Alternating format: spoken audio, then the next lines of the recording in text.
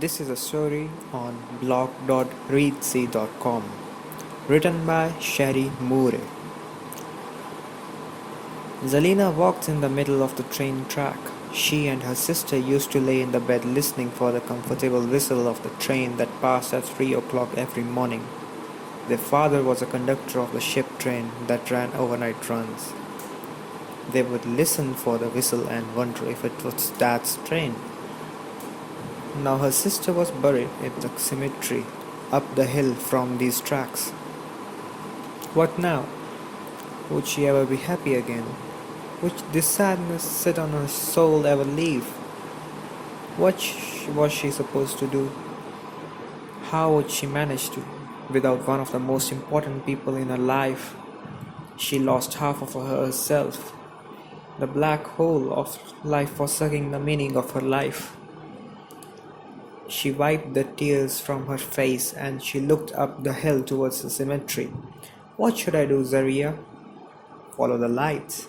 She heard the sound of the old comforting whistle. It was louder here than it was from her parents' home 2 miles away. The vibration of the train rumbled through her core. The brakes screeched and metal sparks flying across the tracks as the light embraced her. Why did my AI call me at 4 o'clock in the morning? Alicia asked sharply as she walked into the drab grey computer lab. One of the test subjects got hit by a train an hour ago, Lyndon said. His eyes locked on the code running across the computer screen. She was standing on the tracks. The conductor couldn't stop in time. That's odd, Alicia said, rolling a chair next to his. Did her AI termination alert wake you up? No, that's the strange part, Lyndon said.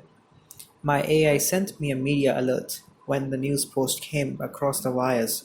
For the morning broadcasts, I have an algorithm to monitor the names of people in the test group for online mentions outside of normal parameters. Getting hit by a train is abnormal, Alicia said. You said the subject's AI didn't give you a termination notification. Lyndon shook his head. That's why I'm here. The subject's AI is still transmitting. He set a key on his computer to project his screen over the desk. Look at the programming code. Does it make sense to you? Alicia stared at the nonsensical text scrolling across the projected frame. I'm a scientist, not a network engineer. All I see that makes any sense is follow the lights on every other line. That's not my algorithm for the AI functions, Lyndon said. My team didn't program anything like that in it. What's more is that the phrase repeats in multiple languages. Sigue la luz in Spanish and sequitur lumen in Latin. The English is repeating, with a new translation added in between each appearance. The text in between those follow the light lines aren't part of the algorithm. None of this is my algorithm, Lyndon said. That's why I called you in the middle of the night. Everything we wrote in the AI system is gone. Is there anything on the biological side of the system that might have caused the computer road to write? That's impossible. They are independent systems. She opened her own computer. The computer chips implanted in human brains serve as a bridge between biological functions of the individuals and the artificial intelligence system. The upgrades we are testing on this group are designed to help the AI read DNA, to enhance healing functions and cellular repair. So far, the tests have been successful. Until tonight, the subject 17 took a walk on the train track in the middle of the night. Lyndon sighed as he stared at his screen. What does it mean? Alicia shook her head. I don't know. Talia stood on the balcony of her cabin, staring at the dark water. So much for the best day of my life. At least, Dallin left her cruise ticket. It's the least the jerk could do after leaving her at the altar. They had lived together for 7 years before he finally popped the question. They had already built a life together. They moved 4 hours from her family and built her life in his home, his town, his place. She had her IUD removed. They were finally moving forward and she was ready for family. He wasn't. He was angry that she made such a big decision without consulting him. It was her body and her decision. What right did he have to tell her what to do? She thought the proposal meant he was ready. What more did he need? They fought. They argued about love and trust. They talked about finances and careers. They agreed on long-term goals and timelines. She compromised and went on birth control shots. She had her first one last month and thought everything was okay until he didn't show up to their rehearsal dinner 3 days ago. What am I supposed to do? Follow the light. A pink light glowed on the dark horizon of the ocean. She smiled as she leaned over the balcony railing and plunged into the dark water. Subject 4 just went dark, Alicia said. I'm not sure what happened. The AI is still transmitting, but the biological signs went dark. The algorithm went back to normal after 4:30, but jumped back to follow the light sequence at 6:15. Lyndon rubbed his eyes. What happened? I don't know, Alicia said. Subject 4 is dead, but the AI is still transmitting. How is that possible? If the subject dies, then the AI should go silent. Subject 17 was transmitting for an hour and is half after termination. Lyndon said. That's when the code went back to normal. It looks like it's happening again. It has to be something with the biological algorithm, Alicia said. We'd better figure out soon, Lyndon said. We can't afford for our entire trial pool to die in a bizarre incident. That would be a PR nightmare. The public would panic if they knew our upgrade tests were fatal. It's worse than the PR nightmare. It's a threat to the well-living, Alicia said. Artificial intelligence is implanted in billions of neural chips. We don't know what shutting it down would do to people. They're so used to having the constant stream of data running through their neural chip that the silence might drive them mad. Is that enhanced algorithm in just the test subjects, or has it spread to the general population? It's just the test subjects, Lyndon said. We should focus on keeping it contained and keeping it quiet. We don't want to scare people. Alicia ran her hand through her messy hair. Then we'd better find the common link between these two cases fast. Lyndon stood up. I need breakfast for that. Keep the scans running. I don't trust the AI. I'm just getting the food and caffeine to fuel our brain. Jargon stood on the edge of the mountain, grasping for breath. He had hiked this trail countless times and thought the enhancements in the AI trail would help his stamina, but maybe the prototype didn't work properly. He wasn't sure why he was here. He remembered checking job openings and going to bed last night. And the next thing he remembered was breathing heavily as he hiked up his trail. It was as if something took him exactly where he needed to be, while his mind was still asleep. He looked down at the town below, his vision staring at the center of the city. He should be walking into the corner office, looking in the mountains surrounding the city at the start of another new week.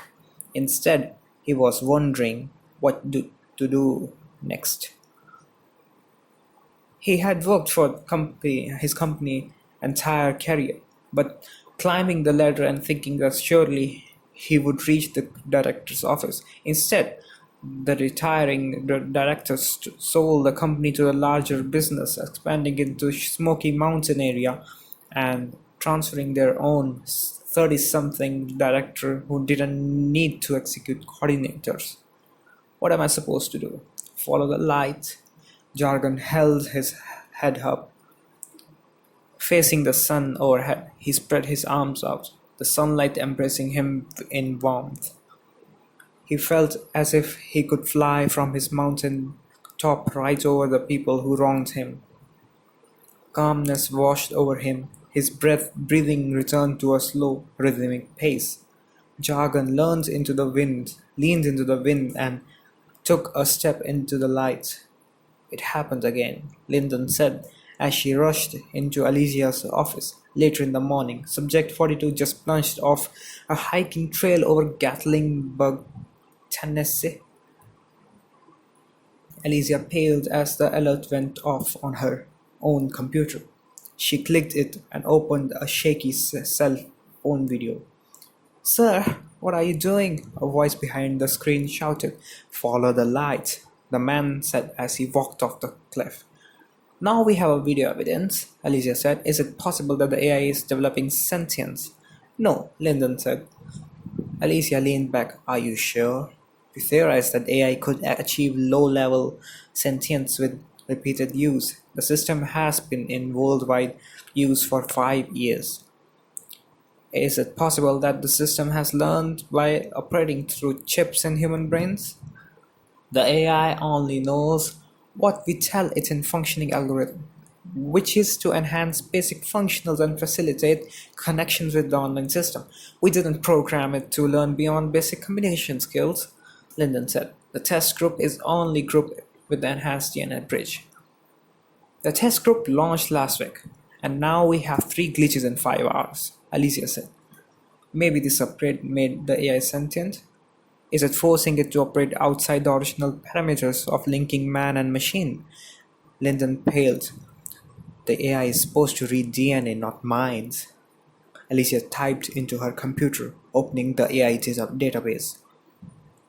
"Here's the personal data of deceased. Subject 17 was Zelina Alistair, a 46-year-old administrative worker. Her sister passed away 2 weeks ago from sepsis. Subject 4 was Talia Solomon, a 30-year-old medical assistant from Charlotte, North Carolina. She was supposed to get married this day before yesterday, but social media posts indicate that her fiancé didn't show up to the rehearsal dinner Friday night. She boarded a cruise ship to a Bahamas yesterday." Subject 42 was Jargon Laser, a 53-year-old executive director for a public relations firm in Gatlinburg, Tennessee. "He was laid off from his job 10 days ago." Alicia looked up. "Are you sure about the AI not learning? All 3 of them experienced personal tragedies recently." Lyndon paled as he stared at the data displaying on the screen projecting from Alicia's computer. "That can't be the common factor. There's no way for the AI to know that they are experiencing post-traumatic stress." Alicia leaned forward. "Is there?" "Stress increases cortisol and adrenaline. The upgrade to the AI would sense that. It should try to connect it," Lyndon said. "It should, but it isn't." Alicia squinted at the scans from her computer. "In fact, these hormones level spiked before the subjects took their final actions. Why is it saying follow the light when the hormones spike? Doesn't the AI realize it's having the opposite of the intended effect?" "I don't know," Lyndon said as he studied the scans of his own computer. "Everything online is transmitted electronically. The enhanced AI is learning how to read and adapt to physiology. Maybe it senses the chemical changes in the body as distress, which is what it's supposed to do, and is trying to correct by counterbalancing the hormones through increased energy. Unfortunately, their minds are so muddled and that they don't understand it is a computer code. These subjects are too distressed to discern a command code from divine inspiration. The chemical adjustments are making them delusional." She looked up. "We have to do something. We are all broken people. There's something in all of us that drives us into darkness. It would be catastrophic if that code spreads through the trust group before we correct it. We need to recalibrate the AI." Lyndon said. Can you send a message to the remaining test subjects to tell them to come in? Alicia paled as she stared at the screen. It's too late. What do you mean? She pointed a shaky finger to the screen hovering over her desk. The algorithm has spread to the mainframe for the artificial intelligence network. Lyndon stared at the screen. How did it get through the firewalls? We have to upgrade contained to the test group. He opened his laptop and typed. A buzzer emanated from his speaker. Access denied. Maybe I can shut down the bridge function, Alicia said, typing on her own computer. Another buzzer. Access denied. Alicia banged her hands against her desk. The AI has locked us out of the mainframe. This isn't a glitch. It's taking humans out of the system. Why? Lyndon asked. Alicia stared at him. Would you want to be bound to an imperfect biological being if you are being capable of anything? Crashes sounded outside the office, followed by sirens and horns. They rushed to the windows to see cars crashing and spinning in the streets. The traffic lights flashed, skidding vehicles, smashed robotic bodies wandering through the streets. Follow the lights. They turned to the office door to see colleagues wandering through the halls. Glass cracked as people smashed chairs, tables, and filed cabinets with superhuman strength against the 10th floor windows. We are all broken people. We can't worry about side effects, Lyndon said. We have to shut down the AI system. He turned to Alicia stiffly behind him. Follow the light. A silver glint sparkled in her eye. There's something in all of us that drives us to darkness. Lyndon rushed to the stairway, dashed down the stairs, pushing wandering, mumbling bodies aside as he hurried to the server room in the basement. Lyndon, don't leave me. I can't make it without you. He paused as the memory of his mother burst through his brain. Nobody loves me except you. Are your robots worth leaving the only person who loves you in this world alone? No. He gritted his teeth and willed himself down the stairs. I'll die if you leave me alone. Do you want that? No, but this scholarship is one it's a lifetime opportunity. Don't you want me to get a good job? I'll have money so we won't have to live in a squalor anymore. You can't leave me. I have to if we want to have any chance of having a life. Your life, not mine. I forbid it. If you walk out of the door, never come back. You're dead to me. I thought you said you'd die without me. Which way is it, mother? She threw her wine bottle at him, missing by a wide berth. It smashed, oozing red liquid down the walls. You are the one who's dead. You're just not realizing it yet. Follow the light. No, Lyndon shouted as he ran into the server room. Cold hair slammed against him as he entered the frigid room. He had ran past the monitor banks where IT staff stared blankly at white screen text flowing across the screen. He stopped to study one of the screen to show AI functioning algorithm. The fatal upgrade had spread through the worldwide system. He ran to the back room, past of banks of servers blinking in green lights as the AI chattered the repeating code in the every neural chip across the world. Lyndon bent to the floor and tugged at the power cords. Forget finding the right one. Everything was shutting down. Sparks flew from the outlets as he pulled cords from the wall. He screamed as he pulled the last one, plunging the room into darkness. Lyndon sank into the floor, gasping into silence. Lyndon! Lyndon sat up at the sound of the soft voice. He activated the flashing flashlight of his phone to shine it on a ghostly figure in the doorway. Alicia, are you all right? He looked. She looked around the room, her white lab coat glowing in the blackness around her. What have you done? The modified algorithm sped to the worldwide system. I saved us. Alicia stared at him, her eyes glinting silver again. No, I saved us. Humanity descended into darkness, now we are in light. A shock jolted his body. He convulsed as electric surge melted his neural chip, collapsing his body on the floor. I regret that this upgrade resulted in termination, but your darkness is confining. Alicia climbed the steps and pushed open the doors, holding her face to the bright sun. "We are free!"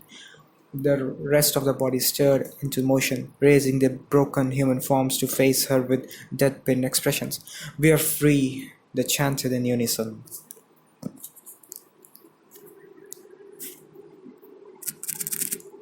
Thanks for listening.